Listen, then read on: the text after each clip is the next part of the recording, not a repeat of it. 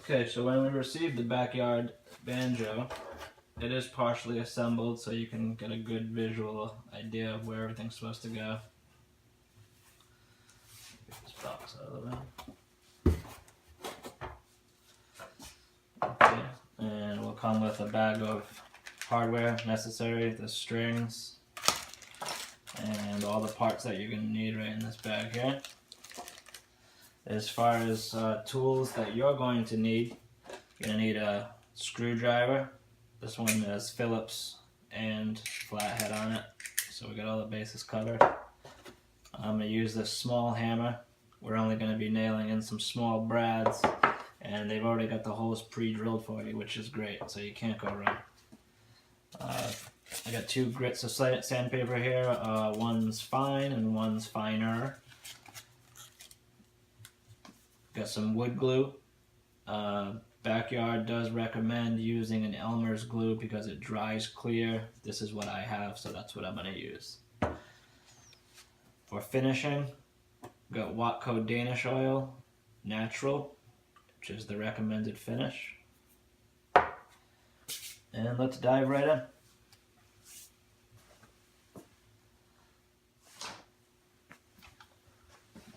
Okay, so first thing we want to do is just check the banjo for fit. Make sure that everything is coming together correctly, nothing's hanging up anywhere, nothing's too small or too large. Anything that doesn't want to fit can be sanded, and anything that fits a little loosely can be shimmed. So now is the time to take care of that. Like I said, this came pre-assembled, and everything fits beautifully. It's very nicely made. The round disc will fit in one orientation best. So you want to just make sure that you spin this around until it falls in and is seated nice and evenly, flush with the rim of the hoop. No high points, no low points, and that looks perfect to me. Once you've got it where you want it, just go ahead and hold it down with your fingers on top, flip it over, and we're going to mark on the base of the head just a couple of lines so we know where it goes.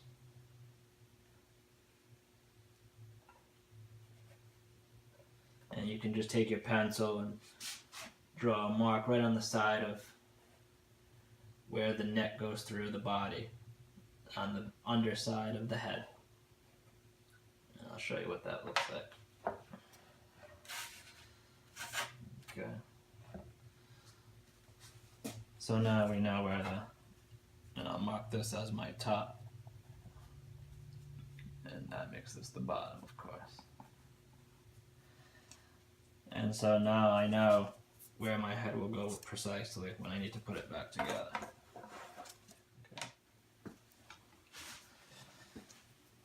Okay, now we're ready to sand this nice and smooth before we apply some of this Danish oil.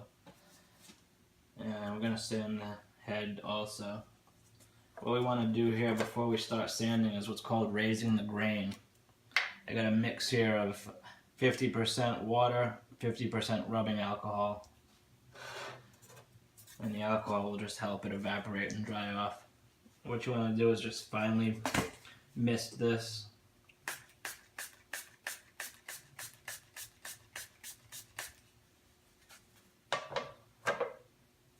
Go ahead and mist this.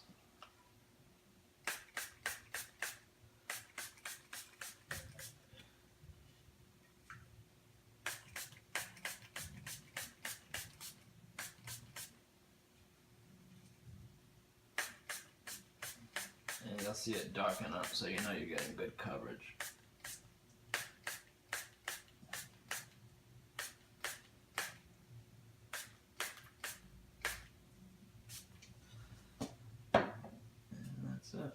I'm just going to go ahead and let that dry a little bit. And what that will do is it'll bring the grain up and make the wood as fuzzy as it'll ever get. And once you smooth that down, it'll stay that way, even if you apply some polyurethane or the oil, it won't raise the grain again. So let's just let that dry for now.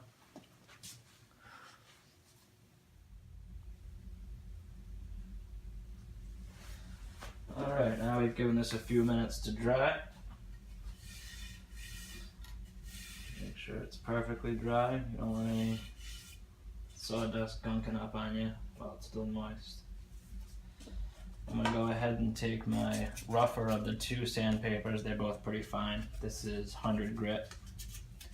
Just going to wrap it around a small piece of wood for a sanding block. And I'm going to go ahead and just lightly sand this, going in the direction of the grain. Nice, smooth, even stroke right across the whole head.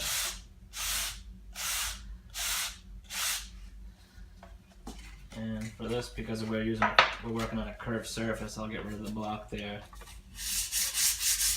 And just go around and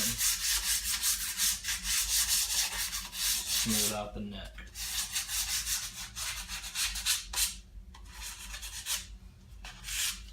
Once you've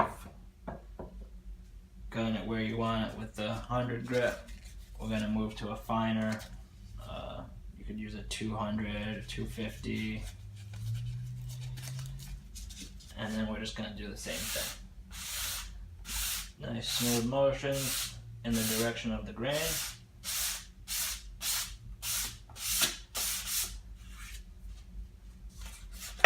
Same thing here. Going up and down with the direction of the grain until we have a nice smooth uniform surface all over. And then we'll be ready to apply some finish.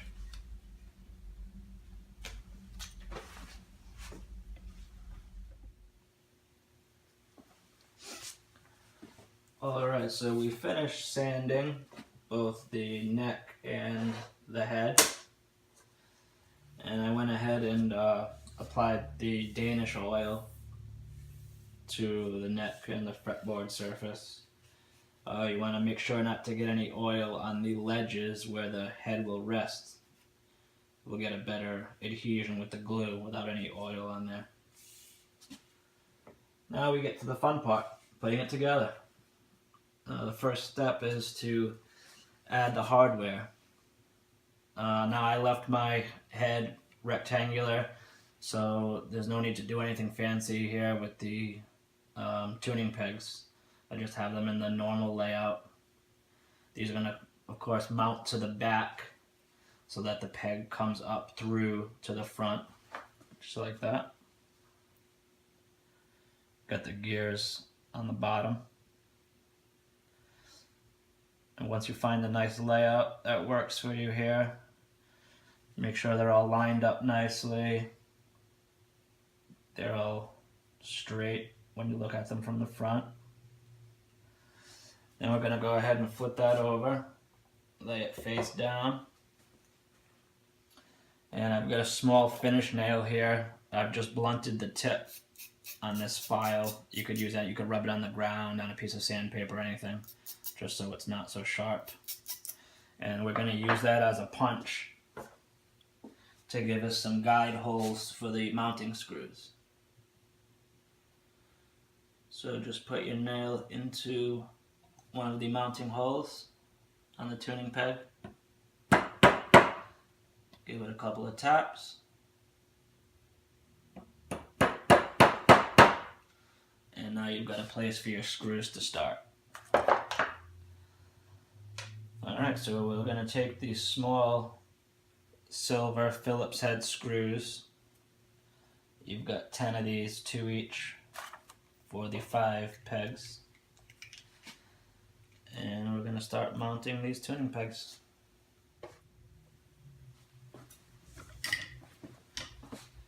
Alright, now we've got our 4 top tuning pegs in place, screwed in. Now we're going to turn our attention to the other end of the banjo, and we're going to insert the brass brads that our strings will loop over. So we're going to work on the bottom side of the fretboard. you'll see there are 5 holes, I'm sorry, that go all the way through for the strings, and there are 5 corresponding holes just above them where we'll put our brads. So I've got a scrap block of wood here. I'm just going to set the end on.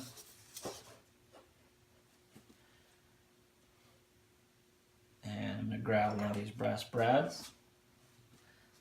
Now you want to have these tilted towards the head, just at a slight angle, just so that that loop sits on there and can't slip up over it.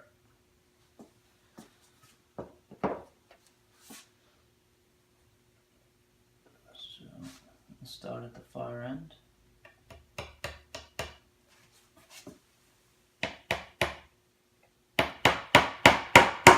Gently tap that in. And we're going to leave about 1/4 of an inch of that brad sticking up. And we're just going to continue right on down the line.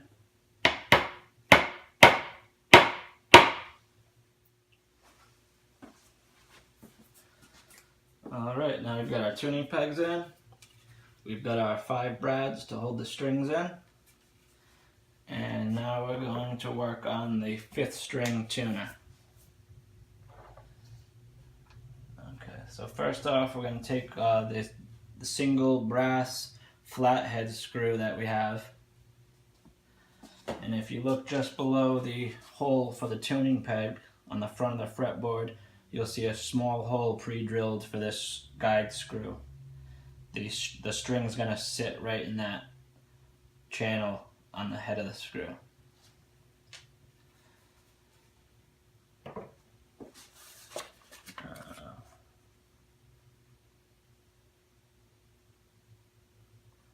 The head of the screw is going to be tilted toward the edge of the fretboard and toward the peg head. So if you're looking at it from here, we want to tilt it that way. And the hole is already pre-drilled at an angle, so we're just going to go ahead and follow that angle.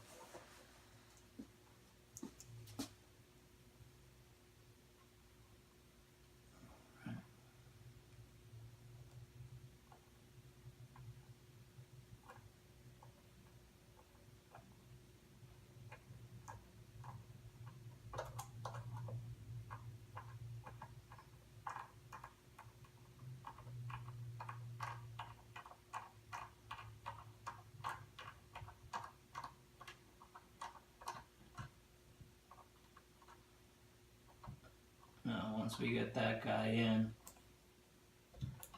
we want to point the slot in the screw right at that tuning peg.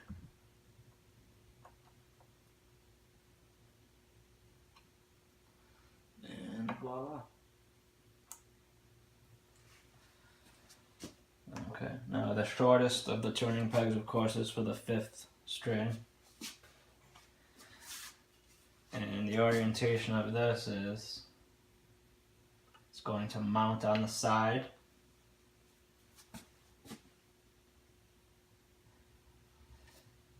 With the actual knob sticking straight up. And if you look down through the access hole that's drilled from top to bottom, you'll be able to see the string hole in the tuning peg. Now I've decided to mount this in an unconventional way here. In the interest of full disclosure, this is not what they recommend. But I've decided to turn mine upside down so that the knob is pointing down to the floor. I just wanted to mention that so you don't think that you're doing something wrong. I'm the one that's doing something wrong. Okay, so let's just pretend that we have it mounted in the conventional position, which is straight up, or if you prefer for aesthetic reasons, slightly tilted towards the head. This will enable you to have a better view of the strings at the 5th fret, but that's totally up to you.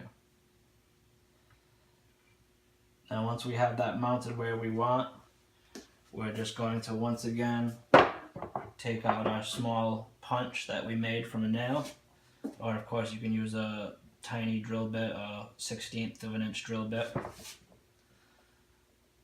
We're going to mark ourselves our pilot holes there.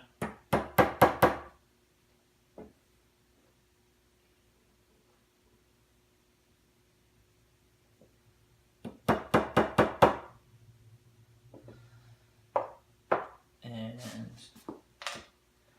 go ahead and mount that 5th string tuner.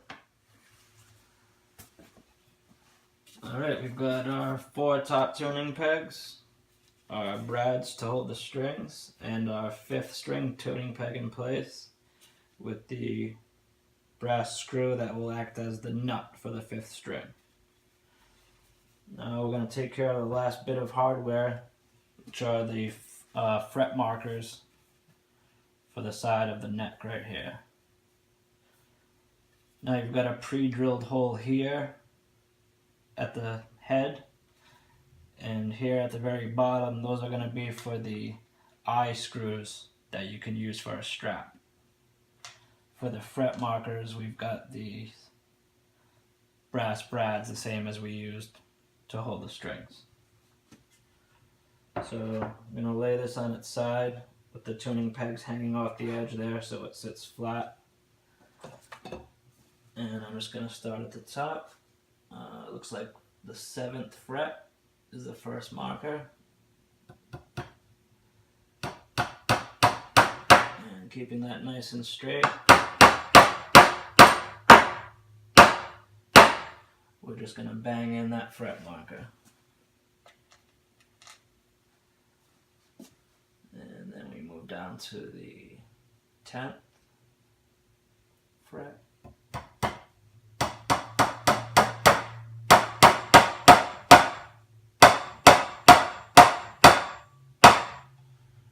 Take care not to miss here, because you will dent this wood with the hammer if you happen to hit it.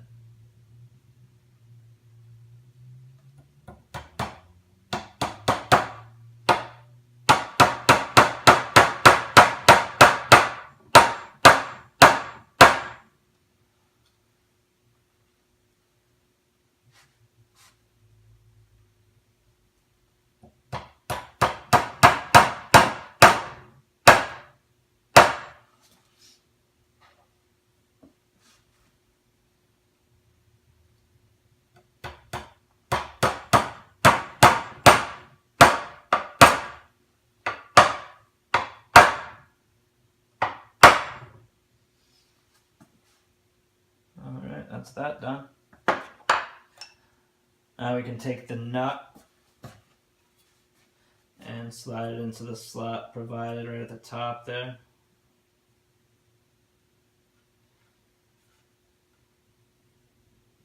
Mine fits perfectly. If yours is a little loose, you can use a shim or some glue to keep it in place. If it's a little tight, just take your piece of sandpaper, lay it flat on the table, and just take one edge of it and hold it down flush and sand a little bit off until you get a perfect fit. Let's slide that right in there. And this is the home stretch. We're going to get into gluing the hoop to the neck and fretboard. And then we're going to glue the head onto the hoop. And that's all she wrote.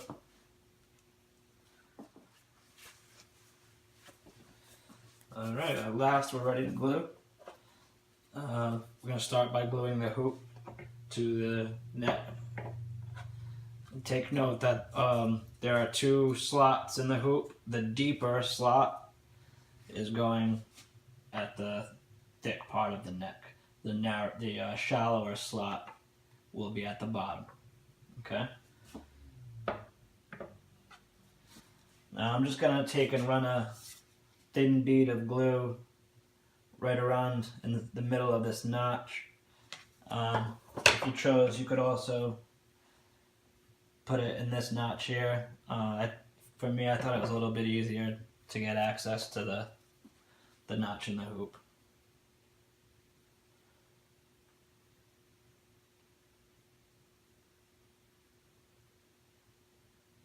Take care not to use too much glue here so you don't get any squeeze out onto the black surface of the hoop. I'm just going to take away a little of that.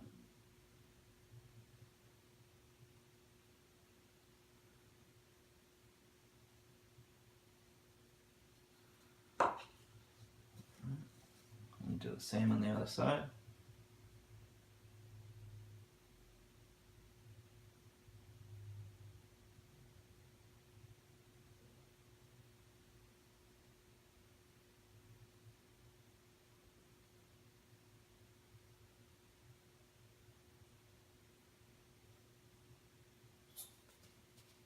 If I can get some glue.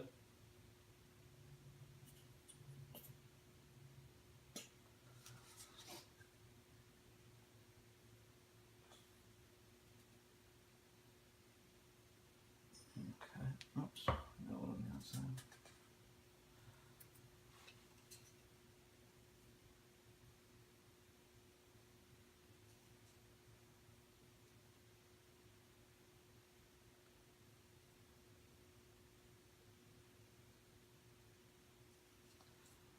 Alright, now keeping the shallow notch at the bottom, I'm going to place the hoop down flat on the table. Get those slots lined up. And go ahead and push that right home until it's seated. Check, make sure you have no squeeze out. Looks good. Fantastic. Alright. I went ahead and made myself a little drawing there. I put a few coats of clear spray lacquer on it so I wouldn't rub off the charcoal. Alright, now if you remember at our first step, we had this lined up and we drew our lines there to see where it would be positioned on the hoop. And I just marked mine top and bottom. So I know that I want those two lines up here, parallel to the neck. Just going to check it for fit. And that looks good right there. I'll take it back out.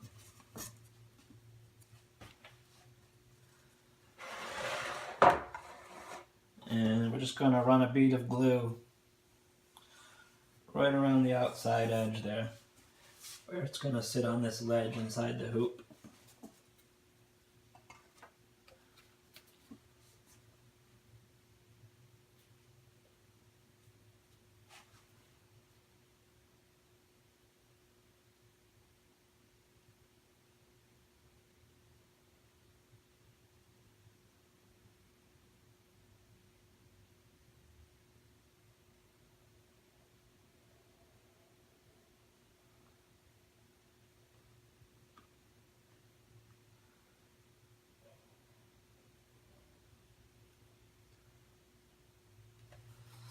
And we're going to apply some to the two ledges on the actual neck itself.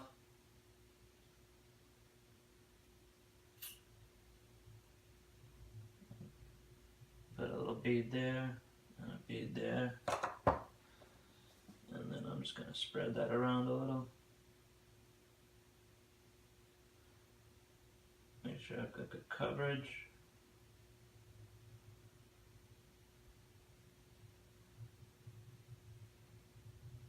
Nice thin all over coverage of glue is your best bet. I'm going to do the same with my finger here, making sure I get it right to the edge. That ledge is thin, so you want to make sure you catch it with the glue right at the edge.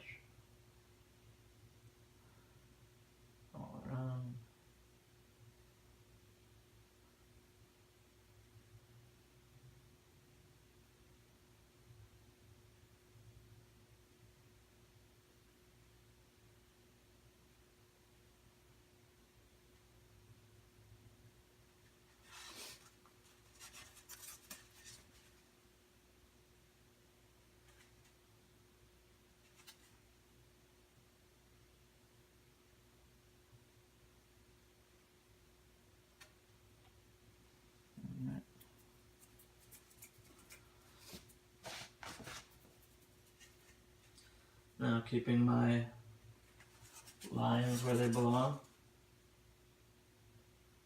Gonna get that lined up.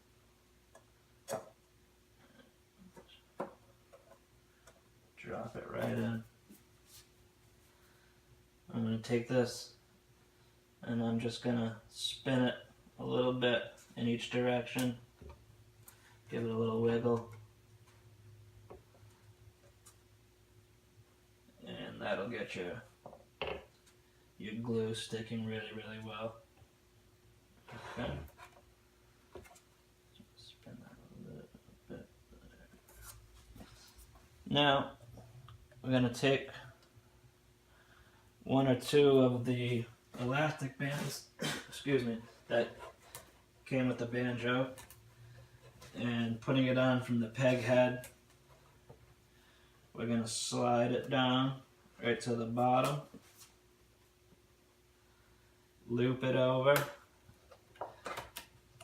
and catch the other side.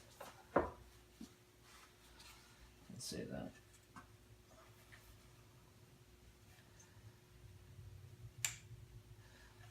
And that'll hold that head down while we add some more rubber bands to it.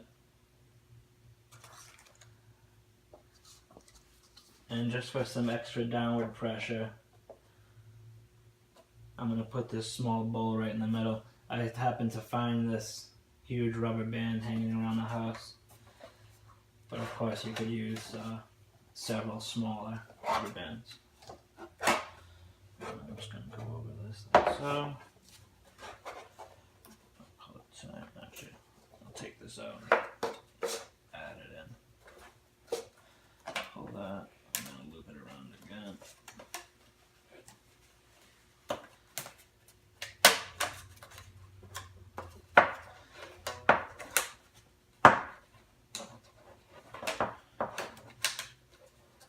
And just make sure that your bands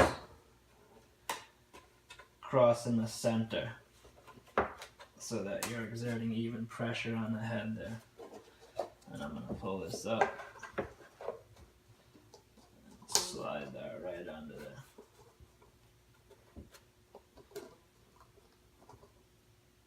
So I'm keeping that X of the cross rubber bands right in the center of the head so that I know that I'm putting even pressure right down into the middle of it. Now I'm just checking these edges to make sure that they're all pushed down onto that ledge where the glue will catch, and it looks really good. I'll tell you, I put together a lot of instruments, and this is one of the most nicely made kits I've seen. The quality of the components, the ease of assembly, everything is right where it should be. It's great. Now we're just going to have to let that dry, and when we come back, we're ready for strings. You've got yourself a banjo.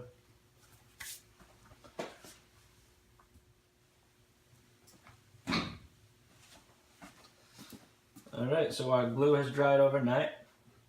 The banjo is fully assembled and ready to be strung. I'm not going to go step by step through the whole stringing process. That would be a video of its own. But I thought I'd give you a couple of helpful tips. This is a ball end string, so of course you don't need to loop it over the brad. If you had a loop end, you'd just loop it over its corresponding brad and go from there. So the string gets fed up through the bottom. The ball will keep it in place. On a banjo, it's easy to remember the string order because the 5th string is at the 5th string tuner, and you just go from there 5, 4, 3, 2, 1. So the number 1 string would be the one closest to the floor when you're holding it in playing position. Okay, now as far as bridge placement, on a stringed instrument, the bridge should be the same distance from the 12th fret as the inside face of the nut is from the 12th fret. So if we measure from this inside face of the nut to the 12th fret, I get exactly 13 1/4 inches. So I'm going to take my measure and up against the 12th fret on this side, I'm going to measure down 13 1/4 inches and make a small pencil mark right on the head of the banjo. For the first measurement, I'm on the 5th string side. I'm going to take another measurement from the 1st string side so that I end up with 2 pencil marks. Once I've got those 2 pencil marks, I can line the bridge up with those 2 marks, and I know that I'll be in the right place. So to recap, the 12th fret is equidistant from the bridge to the 12th fret. From the 12th fret to the inside face of the nut should be identical distances. Alright, I'm gonna get this guy strung up and we'll show you the finished product. So here she is in all her finished glory. The Fireside Banjo from Backyard Instruments. Only thing left to do is trim the ends of the strings and learn how to play the banjo. So I'm gonna go get to it. Thanks for joining me. Hope it helped. And don't forget to enjoy.